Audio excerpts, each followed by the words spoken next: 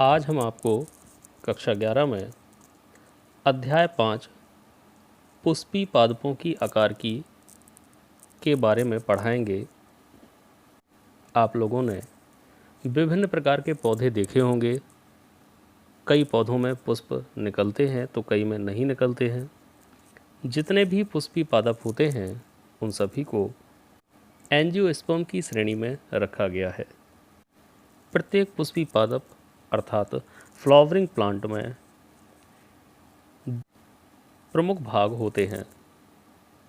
भूमि के अंदर वाला भाग जिसे हम जड़तंत्र कहते हैं अर्थात रूट सिस्टम कहते हैं, जबकि भूमि के बाहर वाले भाग को शूट सिस्टम या प्ररोह तंत्र कहा जाता है। बीज को बोने पर बीज के अंकुरित होते ही जो छोटा सा भूमि के नीचे की ओर वृद्धि करने वाला भाग है वह जड़ों का निर्माण करता है। इसलिए उस छोटे से अंकुरण को मूलांकुर कहते हैं। बाद में मूलांकुर वृद्धि करते हुए पूरे जड़तंत्र को विकसित कर देता है।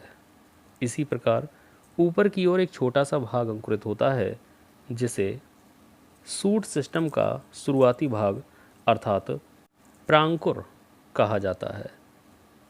प्रांकुर वृद्धि करके तने का विकास करता है और तने पर पत्तियां, पुष्प तथा फल लगते हैं। तो अब हम पौधे की जड़ों के बारे में समझेंगे। जड़ों को समझने से पहले इनके मुख्य दो रूपों को जानते हैं। पहला रूप होता है मूसला जड़ अर्थात टेप रूट और दूसरा रूप है अपस्थानिक जड़ें अर्थात एडवेंटिशियस रूट्स। मूसला जड़ें वे जड़ें होती हैं जिसमें मूलांकुर से वृद्धि करते हुए एक प्राथमिक जड़ अर्थात एक मेन शाखा भूमि में केंद्र की ओर वृद्धि करती है और इस शाखा से बाद में द्वितीयक व तृतीयक जड़ें निकलती हैं जो इधर उधर भूमि में फैली होती हैं। इस प्रकार के जड़तंत्र को टेप रूट सिस्टम अर्थात मूसला जड़तंत्र कहा जाता है। इस प्रकार की जड़ें प्रायः द्विबीजपत्री पौधों में पाई जाती हैं जैसे सरसों। अपस्थानिक जड़ें अर्थात एडवेंटिशियस रूट्स ऐसी जड़ें हैं जो मूलांकुर से विकसित ना होकर पौधे के किसी अन्य भाग से विकसित होती हैं। इनमें कोई भी मुख्य शाखा नहीं होती है अर्थात बहुत सारी शाखाओं का एक जाल फैला रहता है जिसके कारण इन्हें झकड़ा जड़ें भी कहते हैं। ऐसी जड़ें प्रायः एक बीजपत्री पौधों में पाई जाती हैं जैसे गेहूँ। अब समझेंगे जड़ के भाग अर्थात रीजन्स ऑफ रूट्स। जड़ को मुख्य रूप से 4 जोन्स में या प्रदेशों में बांटा जा सकता है, जिसमें से पहला भाग है मूलगोप अर्थात रूट कैप।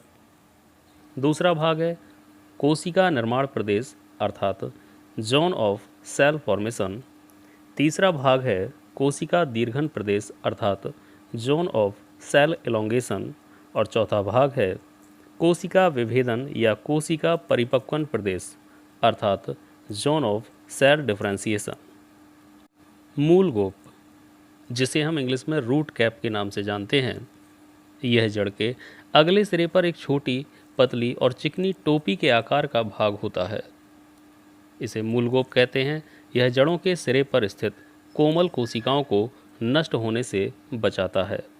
जब जड़ें भूमि के अंदर वृद्धि करती हैं तो मिट्टी के कणों में रगड़ के कारण ये नष्ट ना हो पाएं, इसके लिए यह सुरक्षात्मक रूप से कार्य करता है।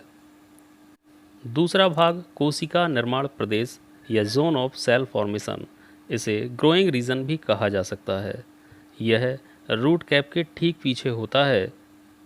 यह क्षेत्र शीर्षस्थ विभज्योतक का अर्थात एपिकल मेरिस्टम का बना होता है, जिसकी कोशिकाएं निरंतर विभाजन करके नई कोशिकाएं बनाती हैं और जड़ की लंबाई में वृद्धि करती। तीसरा भाग है कोशिका दीर्घन प्रदेश अर्थात जोन ऑफ सेल एलोंगेशन। यह प्रदेश विभाजन प्रदेश के ठीक पीछे स्थित होता है जो 3 से 4 मिलीमीटर तक लंबा होता है।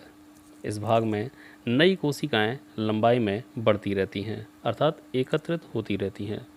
चौथा भाग कोशिका विभेदन या कोशिका परिपक्वन प्रदेश जोन ऑफ सेल डिफरेंशिएशन। यह एलोंगेशन क्षेत्र के ठीक पीछे वाला भाग है जिसमें कोशिकाएं विभिन्न कार्य करने के लिए कायांतरित होती रहती हैं और अलग अलग रूपों में बदलती रहती हैं।